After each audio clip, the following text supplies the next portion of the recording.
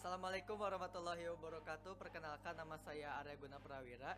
Di sini saya akan melakukan presentasi untuk memenuhi tugas mata kuliah Sistem Informasi Manajemen dengan judul yaitu analisis identifikasi jenis penyimpanan, perangkat input dan perangkat output yang dimiliki pada hardware SSD. Selanjutnya yaitu ada pendahuluan terlebih dahulu. SSD atau Solid State Drive adalah generasi baru perangkat penyimpanan data dan kini menjadi pengganti hard disk atau disebut juga HDD.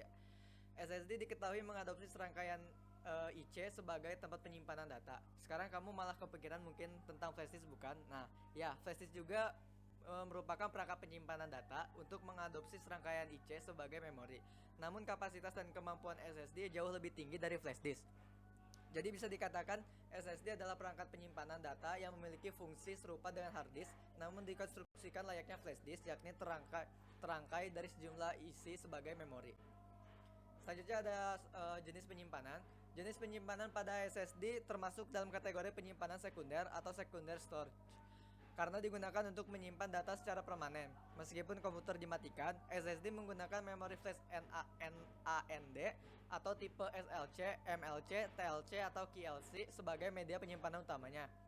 Kemudian ada drum cache, yaitu pada beberapa SD high-end untuk mempercepat akses data. Perangkat input.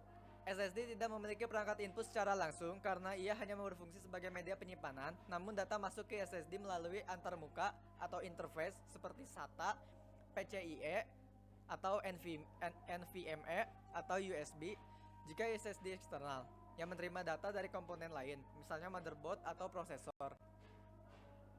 Selanjutnya ada perangkat output. Perangkat output pada SSD juga tidak memiliki perangkat output fisik. Data dikeluarkan melalui antarmuka yang sama, yaitu SATA, PCIe, PCLE, dan USB untuk dibaca oleh CPU atau RAM atau perangkat lain.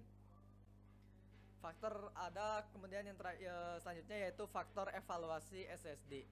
Yang pertama yaitu ada kinerja, kecepatan baca atau tulis jauh lebih tinggi. Kemudian ada waktu akses, latensi sangat rendah. Kemudian yang ketiga cocok untuk OS, gaming, dan aplikasi berat seperti video editing. Yang kedua ada biaya, harga semakin terjangkau terutama jenis SATA SSD. Selanjutnya ada rasio harga per GB terus menurun seiring perkembangan teknologi. Yang ketiga ada keandalan, tidak ada sebagian mekanis sehingga lebih tahan guncangan. Umur pakai yaitu terabyte written semakin baik. Contohnya 1 TB SSD bisa memuat 600 TBW. Yang keempat ada kesesuaian. Contohnya ada jenis SSD yaitu SATA yang compatible dengan hampir semua laptop atau PC lama. Kemudian juga ada jenis SSD yaitu NVMe, yaitu didukung kebanyakan oleh biasanya motherboard yang modern. Yang kelima ada teknologi. Teknologi NAND terus berkembang, termasuk ke dalam QLC, TLC, 3D, dan NAND. Kemudian untuk yang jenisnya SSD yaitu NVMe menggunakan antarmuka PCIe jauh lebih cepat daripada SATA. Nah, yang keenam ada ergonomis. Ya, bentuknya kecil dan ringan terutama untuk jenis SSD yang tipenya yaitu NVMe.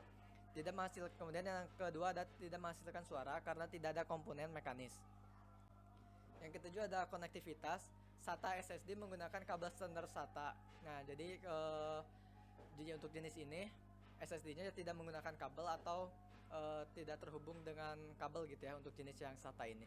Kemudian ada jenis yang SSD NVMe, yaitu langsung terpasang di slotnya yaitu tanpa kabel. Yang kedelapan ada scalabilitas, mudah di-upgrade. Kemudian jika ada slot kedua mungkin bisa ditambahkan oleh SSD yang kedua.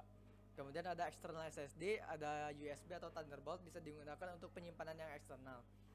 Yang kesembilan ada perangkat lunak. Banyak SSD dilengkapi software optimasi, contohnya seperti Samsung Magican WD Dashboard. Kemudian yang kedua ada mendukung trim untuk menjaga performa. Yang terakhir ada yang 10 ada dukungan atau penunjang.